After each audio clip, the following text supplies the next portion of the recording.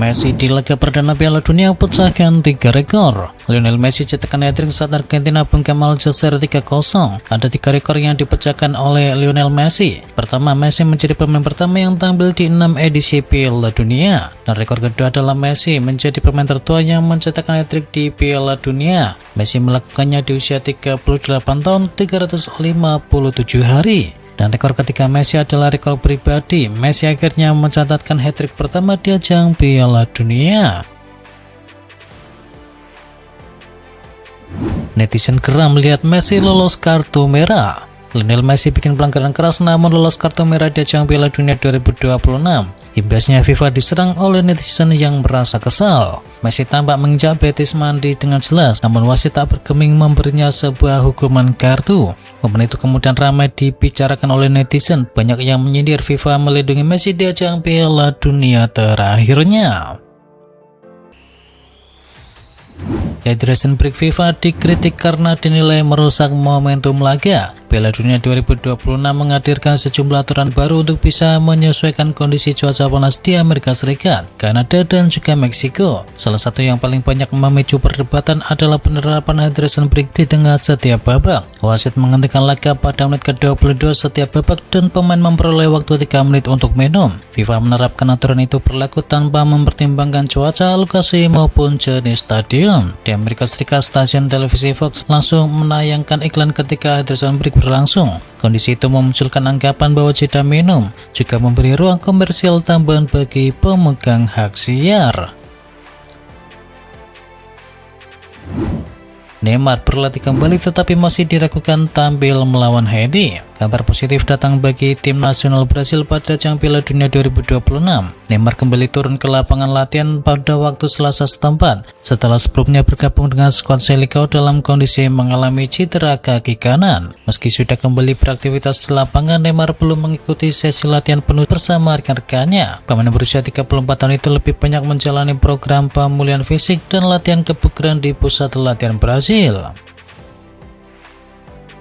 Feyenoord tunjuk kembali Van Bronckhorst untuk gantikan Van Persie. Feyenoord resmi menunjuk kembali Giovanni Van Bronckhorst sebagai pelatih kepala untuk menghadapi musim depan, termasuk kampanye mereka di ajang Liga Champions. Mantan bek timnas Belanda itu menggantikan Robin van Persie yang diberhentikan pada awal bulan ini. Dalam pernyataan resmi klub, Feyenoord mengkonfirmasi bahwa Van Bronckhorst menandatangani kontrak berdurasi 2 tahun dan ini menjadi periode kedua pria berusia 51 tahun tersebut menangani klub yang memiliki tempat istimewa dalam perjalanan karirnya. Barcelona batal adakan pramusim lawan River Plate. Rencana pramusim Barcelona kembali berubah dengan pertandingan persahabatan melawan River Plate yang diusulkan kini resmi dibatalkan. Menurut laporan Mundo Deportivo, kemungkinan tim asuhan dari Hansi Flick bertandang ke Buenos Aires untuk menghadapi raksasa Argentina di Stadion Monumental telah dikesampingkan. Sebagai gantinya, salah satu alternatif tersebut adalah pertandingan persahabatan antara Blaugrana dan Liverpool yang secara tak terduga kembali masuk ke dalam agenda. Timnas Jerman didatangi ular beracun saat latihan. Timnas Jerman harus berhati-hati saat menjalani latihan dikarenakan kehadiran ular berbisa di area mereka. Dilansir dari The Athletic, para pemain timnas Jerman dibuat panik setelah tamu tak diundang yakni ular berbisa datang menghampiri mereka di tempat latihan mereka di Winston-Salem, Carolina Utara. Berdasarkan laporan yang beredar, ular tersebut berjenis copperhead snake. Ular jenis tersebut memang sering ditemukan di daerah Carolina Utara.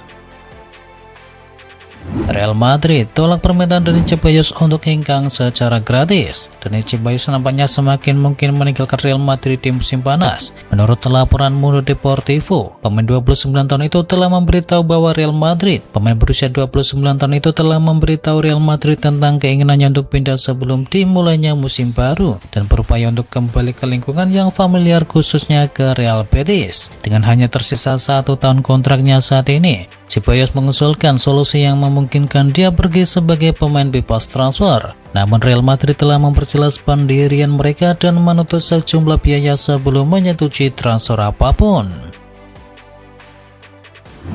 Pogba percaya MU bisa juara Liga Inggris secepatnya. Paul Pogba menilai Manchester United punya kans untuk bisa menjadi juara Liga Inggris. MU sudah lama tidak memenangi titel Liga Premier Inggris. Terakhir dicapainya adalah pada tahun 2013, lalu hanya 2 kali finish sebagai runner-up. Mantan pemain MU yakni Paul Pogba melihat setan merah kini sudah lebih tangguh. Tepatnya ketika Michael Carrick menangani tim sejak pertengahan musim kemarin. Ya, saya sangat yakin mereka bisa menjadi juara secepatnya, ujar dari Paul Pogba.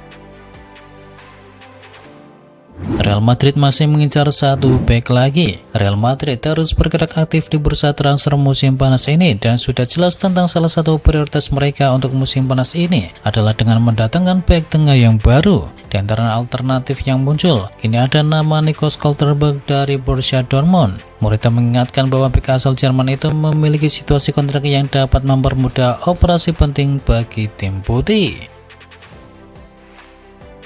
Chelsea ikut buru Mason Lacroix. Daily Mail melaporkan bahwa The Blues tertarik untuk bisa mendatangkan bek tengah Crystal Palace yakni Mason Lacroix pada bursa transfer musim panas ini dan mereka harus bersaing dengan Arsenal. Menurut laporan dari Transfermarkt, Lacroix memiliki nilai pasar sekitar 45 juta euro dan memiliki kontrak dengan Palace sampai tahun 2029. Ketertarikan Chelsea terhadap Lacroix muncul setelah sang pemain tampil mengesankan di musim lalu yang berakhir dengan keberhasilan mereka memenangkan Conference League. Arsenal tertarik untuk bisa mendatangkannya karena mereka ingin meningkatkan kedalaman di lini pertahanan mereka. Barcelona siap pecahkan rekor demi Julian Alvarez. Terlepas dari kesulitan besar yang mengelilingi potensi kesepakatan dan melibatkan penyerang Atletico Madrid Julian Alvarez, Barcelona sedang merencanakan langkah besar mereka dan bisa dibilang yang paling ambisius. Menurut laporan Bernabeu, raksasa Catalunya itu sudah mengerjakan paket finansial yang sudah menjadi salah satu transfer termahal dalam sejarah klub. Rencananya adalah penawaran sejumlah tetap, yakni sekitar 135 juta euro, ditambah paket bonus berdasarkan kinerja yang dapat menjadikannya total menjadi 150 juta euro.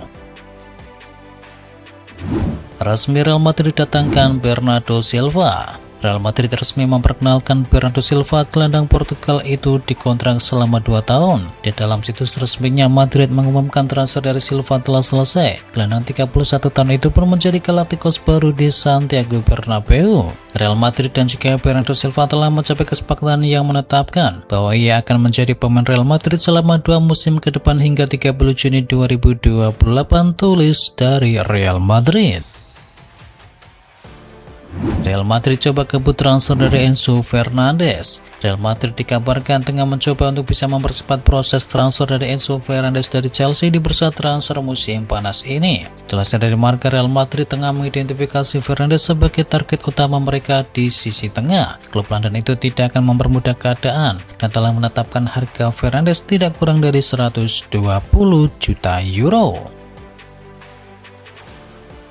Chelsea siap meramaikan perburuan dari Adam Wharton. Chelsea dikabarkan siap masuk ke dalam persaingan untuk bisa mendatangkan Adam Wharton dari Crystal Palace di bursa transfer kali ini. Chelsea dikabarkan siap masuk ke dalam persaingan untuk bisa mendatangkan Wharton.